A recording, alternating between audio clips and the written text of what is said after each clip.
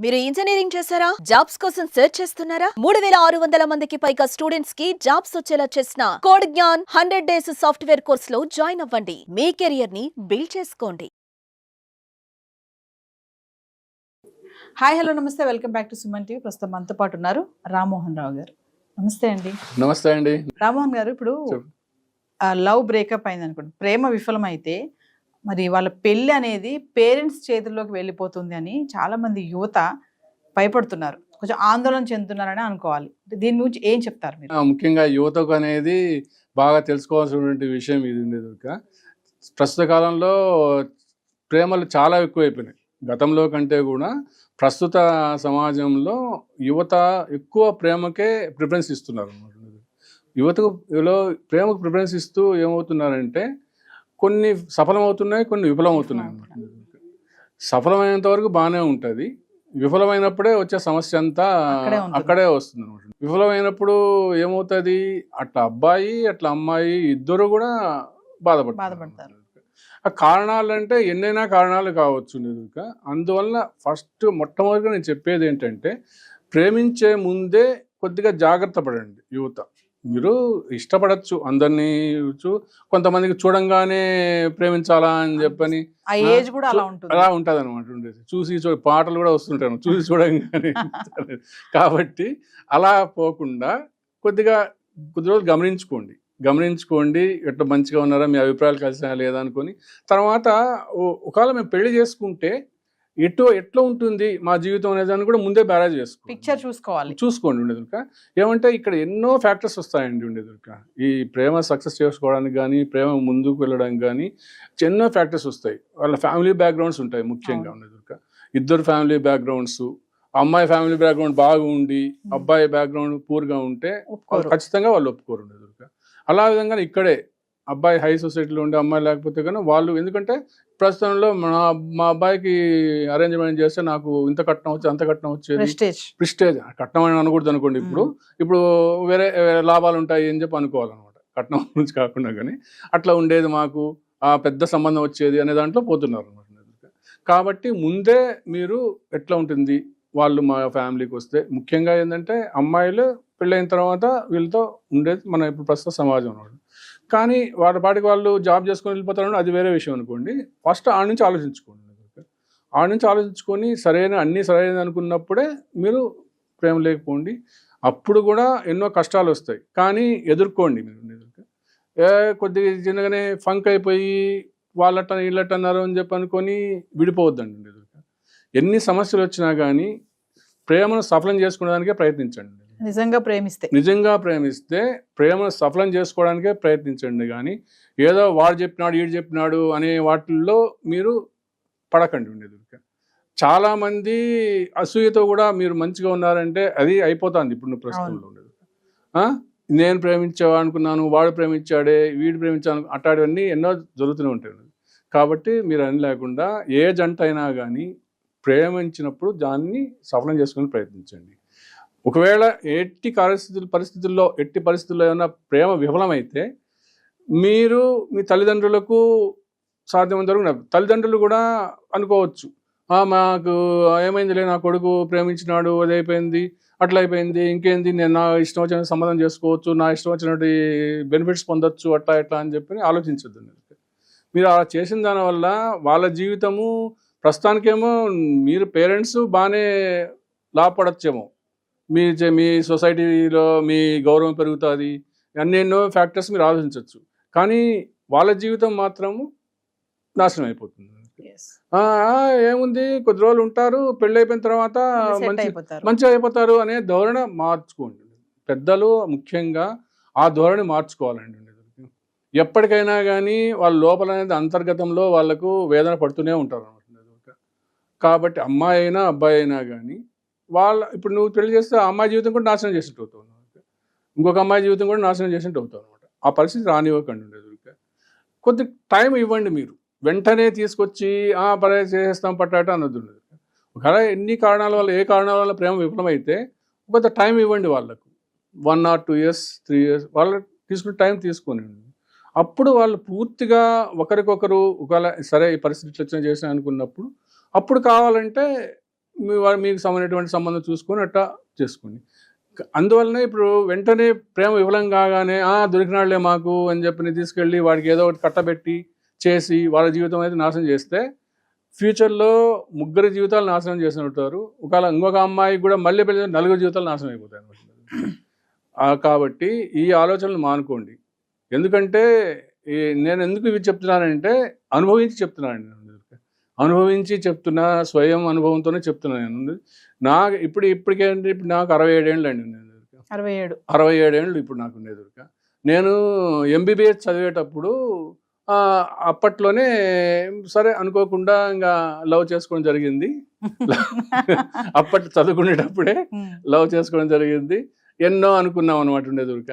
ఎన్నో అనుకొని చేసుకోవాలా, కానీ ఎంత చేసుకున్నా కానీ మేము ఇట్లా ఉన్న ప్రస్తుత పరిస్థితుల్లో విచ్చలవిడిగా రెస్టారెంట్లకు పోయి సినిమాలకు పోయి అలాంటి ఉన్నా కానీ మేమైతే ఉండేవాళ్ళం కాదు. అంటే చదువుకోవాలా, బుద్ధిగా చదువుకోవాలా, బుద్ధిగా పాస్ ఒక స్టేజ్కి వెళ్ళాలా, ఆ తర్వాతనే పెళ్లి చేసుకోవాలా అని చెప్పనే దాంట్లో ఉన్నాం. ఆల్ ఆఫ్ సడన్ ఆ అమ్మాయికి ఒక పిడుగు లాంటి వార్త వచ్చి కూర్చున్నాడు అనమాట. మీ పేరెంట్స్ మన ఇద్దరికి చేసేసారు, ఎంగేజ్మెంట్ చేసేసారు, అట్లా అట్లా అని చెప్పి అంటే ఇంకా అమ్మాయి ఎంత ప్యానిక్ అయిపోతుందండి. ఎదురుగా ఎంత ప్యానిక్ అయిపోయి అవును అట్లా అని చెప్పని అస్సలు రావద్దు, నువ్వు మాట్లాడద్దు, చేయొద్దు, అసలు రాని ఎట్లా ఉంటుంది ఆ పరిస్థితి చూడండి. అట్లాంటి యువత యువత కూడా ఎంతోమంది ఫేస్ చేస్తుండొచ్చు అనమాట. అటువంటి సంఘటనలు అంటే జరిగింది నేను చెప్తున్నాను. అటువంటి సంఘటనలు ఎంతోమంది ఫేస్ చేస్తుండొచ్చు అనమాట. అలాంటప్పుడు ప్యానిక్ కావద్దు మీరు. అంత ఇదిగా ఉండి ఒకరికొకరు అర్థం చేసుకొని ఎంతో క్లోజ్గా ఉండి ఎన్నో కలలు కానీ ఎన్నో చేసుకున్న వాళ్ళు ఆల్ ఆఫ్ ఎ సడన్ ఒక 6 నెలలు కూడా కాదు, నిన్న ఉన్నది ఈరోజు చెప్తే ఎంత బాధపడ దాంట్లోనే ఎన్నో జరుగుతున్నాయి ఇప్పుడు ప్రస్తుత పరిస్థితుల్లో. అది యువత అలాంటి దానికి పోవద్దు. మీరు ధైర్యంగా ఉండండి. దానివల్ల మీకు చాలా చాలా ఇబ్బందులు పడతారు. ఎందుకంటే కొంతమంది సూసైడ్ చేసుకుంటారు. ఆ సడన్లో తట్టుకోలేక సూసైడ్ చేసుకుంటారు అనమాట. ఇంకా కొన్ని పరిస్థితులు తాగుడుకు బానిసలు అవుతారు. ఎన్నెన్నో ఇది అవుతాయి అనమాట. అటువంటి పరిస్థితుల్లో ఏం చేశాను, సరే అని చెప్పి నేను తట్టుకొని నిలబడి, అంటే నేను నాది చెప్తున్నాను. నేను దాన్ని ఎందుకు నేను చెప్తున్నానంటే యువతకు దీనికోసం చెప్తున్నాను. నేను అనుభవించాను కాబట్టి చెప్పగానే మీరేమి డిప్రెషన్ చేసి వాస్తవం చెప్తున్నాను. చేస్తే నేను వెంటనే వాళ్ళ ఇంటికి వెళ్ళిపోయాను అనమాట. వాళ్ళ పేరెంట్స్ ఇంటికి వెళ్ళిపోయాను. నేను ధైర్యం చేసి అప్పటికి ధైర్యం చేసి వెళ్ళిపోయాను అనమాట.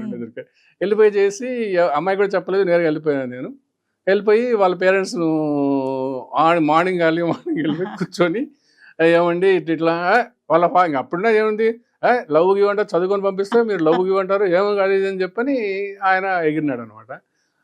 వాళ్ళ అమ్మ ఉండి కూర్చోండి మీరు ఇదేం కాదని చెప్పి మంచి కాఫీ ఇచ్చింది, చేసింది, అట్లా చేసింది. కాకపోతే అక్కడ వాళ్ళ చెల్లెలు ఉండేది అనమాట. నేను ప్రేమించిన అమ్మాయి ఒక చెల్లెలు ఉండేది అనమాట. ఎదురుగా ఆ అమ్మాయి కాలేజీకి పోతూ ఉండి లేదు అమ్మాయి నాకు సపోర్ట్ వచ్చిందండి. లేదు నాన్న అక్క ఎన్నో లెటర్లు రాస్తే నేనే పోస్ట్ మీడియేటర్ అనమాట. నాకు చాలా సంతోషం అయిపోయింది. ఇప్పుడు కూడా నాకు సపోర్ట్ వచ్చారు అని చెప్పాను. సరే అయిపోయింది. తర్వాత మేము ఎవరి పాటికి వాళ్ళు ఉన్నాము. కొద్ది రోజులు ఎవరికి కలుసుకోలేదనమాట. అంటే నేను చెప్తున్నానంటే ఎన్ని మలుపులు తిరిగినాయో చూడండి. మనది అప్పటికేమో ప్రేమ విఫలమైంది, కానీ ఆ తర్వాత మలుపులు అనేది ఎంతో. ఇంకా నేను మా పేరెంట్స్కి వెళ్ళిపోయాను. నేను కాలేజీకి వెళ్ళడానికి నాకు లేదు, వెళ్ళిపోయాను. నేను ఇంటికి వెళ్ళిపోయాను అనమాట. ఇంటికి వెళ్ళిపోయి పేరెంట్స్తో కూడా చెప్పలేదు. 10 రోజుల వరకు పేరెంట్స్కి 20 రోజులు చెప్పలేదు అనమాట. ఇట్లా జరిగింది అని చెప్పి అనమాట. ఇంకా వాళ్ళు అప్పుడు పరిస్థితుల్లో ఇంకా ఉన్నది కదా, గడ్డం పెంచుకొని తిరిగి పిచ్చి వాళ్ళలాగా ఉంటారు కదా. అంటే కాకపోతే ఏంటంటే తాగుడు కానీ సిగరెట్లు కానీ అంటే అలవాటు చేసుకోలేదు. ఏదో పెంపకం వల్ల నాకు అవి రాలేదు అనమాట. ఉండేది అది దానికి సంతోషిస్తున్నాను నేను. ఉండేది వెళ్ళిపోయిన తర్వాత వాళ్ళు 10 రోజులకు ఎట్లా వాళ్ళు ఎట్లున్నారు ఏమని చెప్పని కనుక్కున్నారు. అప్పటికే వాళ్ళకు అబ్బాయి ఏమి చదువుతున్నాడు, మంచి సంబంధాలు వస్తున్నాయి, నాకు ఫైనల్ ఇయర్ అనమాట. నేను అప్పుడు ఫైనల్ ఇయర్ మంచి సంబంధాలు వస్తున్నాయి ఎట్టా అని చెప్పని అనుకున్నాం అనమాట.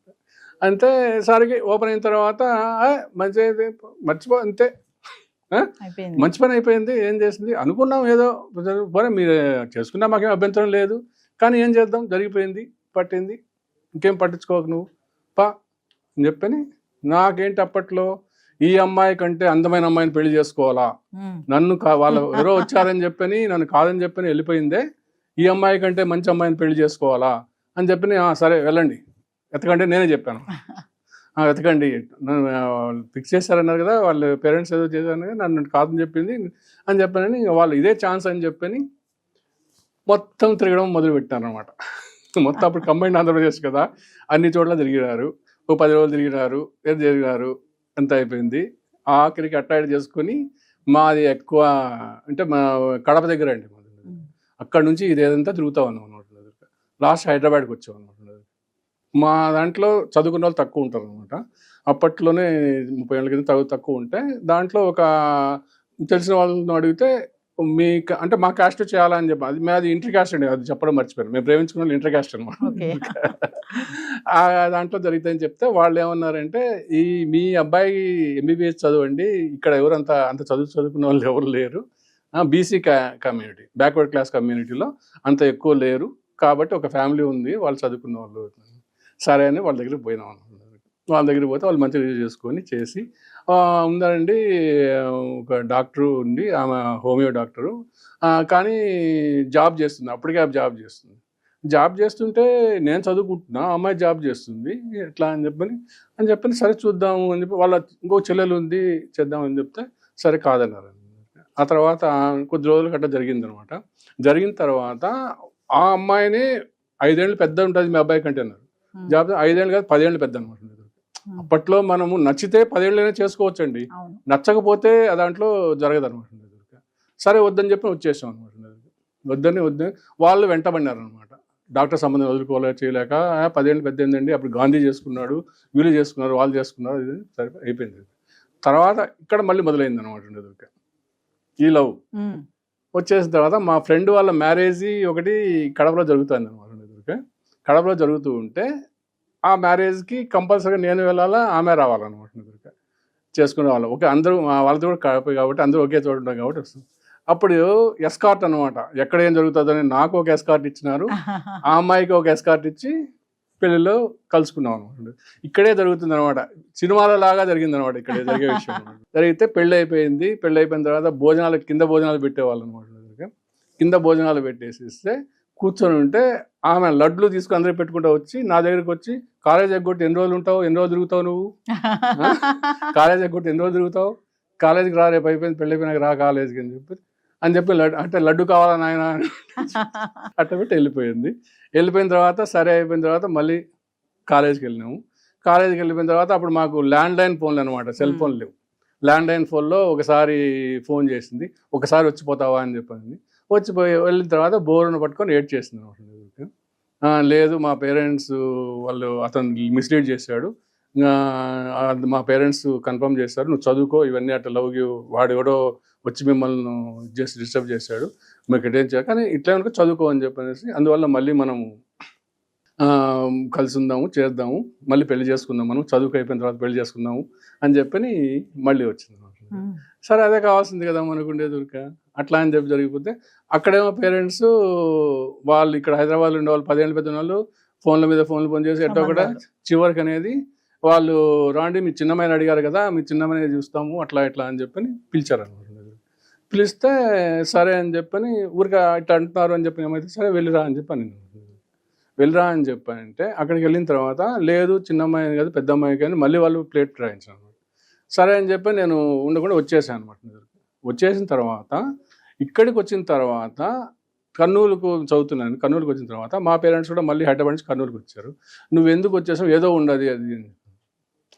లేదు ఇట్లా జరుగుతుంది, మేము మళ్ళీ కలుసుకుందాము, మేము మళ్ళీ చేసుకోవాలనుకున్నాము అట్లా అని చెప్పానంటే సరే అయితే మేము ఇప్పటికి ఒప్పుకుంటాం, ఆ అమ్మాయిని రమ్మను పిలుచుకొని చెప్పని ఆ అమ్మాయిని పోయి మేము పిలుచుకొని, లేదు నేను పొరపాటు అయిపోయింది, నేను ఈయన తప్ప ఇంకెవరిని చేసుకోను, మాకు ఎగ్జామ్స్ అయిపోయిన తర్వాత చేసుకుంటాం అట్లా ఇట్లా అని చెప్పి అన్న తర్వాత సరే మంచిదే అని చెప్పని సరే మీ ఫాదర్ని ఒక లెటర్ నువ్వు కనుక్కొని ఒక లెటర్ రాయమ్మా మాకు, అది మాకు సంతోషంగా ఉంటుంది, ఒక లెటర్ రాయి మాకు సంతోషంగా ఉంటుంది అని చెప్పింది అనమాట. చెప్తే సరేలే నాకు అంతకంత సంతోషం అని చెప్పని వాళ్ళని అప్పటికే అత్తామామలు అని చెప్పి కాళ్ళు ముక్కడము చేయడం అంతా అనుకొని నాకు చాలా సంతోషంగా ఉంది అట్లా ఇట్లా అనుకోవడం చేయడం జరిగిపోయింది. సెటకేళ్ళకి ఆమెను పెళ్లి చేసుకున్నారు. చెప్తా ఇంకా అప్పుడేం కాదు ఉండేది ఊరిక పెళ్లి చేసుకునేది కాదు, ఇంకా ఉన్నాయి దాంట్లో ఎన్నో టెస్టులు ఉన్నాయి, అన్ని మధ్యలో నేను స్కిప్ చేశాను నేను ఉండేది. వెళ్ళిపోయి 1 వీక్లో లెటర్ రాయమ్మా, మీరు అట్లా చదువుకున్న తర్వాత అంత అయిపోయిన తర్వాత మేము దగ్గర ఉండి చేస్తాం రండి అది అని చెప్పి వెళ్ళిపోయాను. వెళ్ళిపోతే తనేమో వాళ్ళ ఇంటికి వెళ్ళింది. ఇంటికి వెళ్ళిన తర్వాత వాళ్ళ ఫాదరు వాళ్ళంతా లేదు ఖచ్చితంగా లేదు, నువ్వు చేసుకుంటే నేను చచ్చిపోతా, ఆ తర్వాత నేను ఉరేసుకొని చచ్చిపోతా, ఆ తర్వాత కావాలంటే నువ్వు చేసుకో పట్టుకో అట్లా ఇట్లా అని చెప్పి చెప్పడం జరిగింది. సరే వాళ్ళ అమ్మని పిలుచుకొని వచ్చింది. నా దగ్గరికి పిలుచుకొని వచ్చి లేదులే బాబు మీరు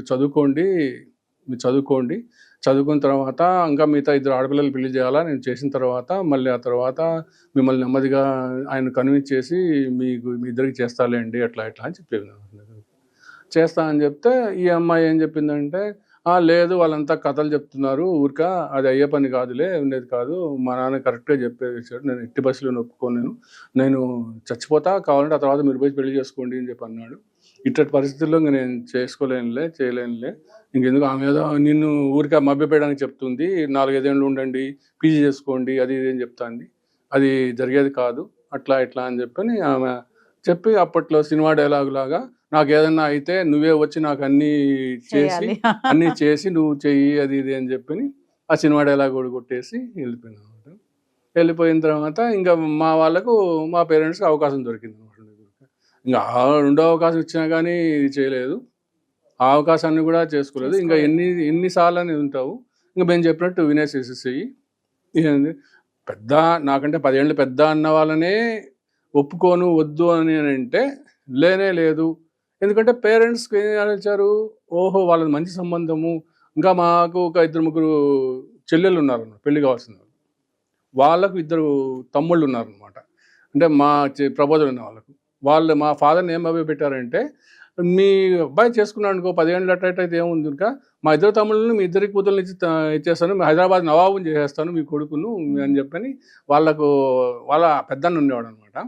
ఆయన అంత ఇదే చెప్పేటప్పటికి ఏ తల్లిదండ్రులకైనా కానీ ఏమవుతుంది, అబ్బా ఇంత ఇది నా కొడుకు బ్రహ్మాండమైన భవిష్యత్తు వస్తుంది, ఎంతకంటే ఏమి ఇది కాదు అట్లా ఇట్లా అని చెప్పి ఆయన ఆనందపడిపోయి నా పరిస్థితి ఏంటి, లేనప్పుడు ఎవరైతే ఏంటి, అంతే లేనప్పుడు నేను కావాలనుకున్నా లేకపోతే ఎవరైతే ఏంటి. ఈ అమ్మాయి ఏమో బోర్ని ఏడుస్తుంది, నా వల్ల నువ్వు నీ జీవితాన్ని నాశనం చేసుకుంటున్నావు, నువ్వు నీకంటే 10 ఏళ్ళు పెద్దవాళ్ళని నువ్వు చేసుకుంటున్నావు అంటే ఏం చేస్తాం ఏముంది. అది నేను చెప్పొచ్చేది ఏంటంటే అలాంటి పరిస్థితి ఏ యువత ఇప్పుడు తెచ్చుకోవద్దు. ఎందుకు చెప్తున్నానంటే నా పర్సనల్ స్వీయ కథ ఎందుకు చెప్తున్నానంటే ఇటువంటి పరిస్థితి ఏ యువత కూడా తెచ్చుకోవద్దు, అమ్మాయి కానీ అబ్బాయి కానీ తెచ్చుకోవద్దు. ఎందుకు చెప్తున్నానంటే మా బ్యాక్గ్రౌండ్ పేదరికం బ్యాక్గ్రౌండ్ మేము వచ్చింది. ఈ అమ్మాయిది అంత రిచ్ కాదు, ఎంతో మంచి ఇది ఉంటుంది. ఎక్కువ వాళ్ళంతా పెరిగింది బాంబే అంటే పెద్ద సిటీలో పెరిగారు అనమాట. అప్పట్లో మా ఇంట్లో పల్లెటూరులో టాయిలెట్ వసతి కూడా లేదనమాట. ఇప్పుడు నేను ఆలోచించుకుంటే అవును కదా, నేను అప్పుడు అనుకున్నానే వాళ్ళు ఎట్టుంటారో, ఇప్పుడు పెరిగినాం మంచి సంపాదించుకున్నాం అది వేరే విషయం అనమాట. కానీ అందువల్ల మీరు ప్రేమించే ముందు ఇలాంటి బేరే చేసుకోండి, మంచిగా వాళ్ళు ఉంటుందా లేదా, మనం ఉంటే మన ఇంటికి తీసుకుని ఉంటా లేదా అని అనుకొని మీరు ఇట్లా ప్రేమ వివరమైనా కానీ ఈ దాంట్లో యువత అర్థం చేసుకోవచ్చు. ఎంత మనోవేదన చెందుంటాను నేను ఇప్పటికీ ఇన్ని సంవత్సరాలైనా కానీ నేను ప్రతి ఒక్క అంశం గుర్తుపెట్టుకొని చెప్తున్నానంటే ఎంత ప్రేమిస్తే అంత గుర్తుంటాయో చెప్పండి. అది యువత అర్థం చేసుకొని ఆ ప్రేమను అలా మీరు సఫలం చేసుకోండి. విఫలమైనా కానీ ఎలాంటి చెడు అలవాట్లకు బానిసవద్దు. జీవితం చాలా పెద్దది, చదువుకోండి. నేను అట్లనే దాన్ని పక్కన పెట్టేసుకుని నా MBA చదువుకున్నాను, నేను సర్వీస్ చేశాను, సర్వీస్లో అన్నీ చూశాను, నేను అత్యున్నత స్థాయికి పోయాను. నేను ఓ పక్క గుర్తు పెట్టుకుంటే అట్టుంది. మీరు కూడా మీ జీవితాన్ని అలా మంచుకోండి అని చెప్పి యువతకు సందేశం ఇస్తున్నాను. నమస్తే.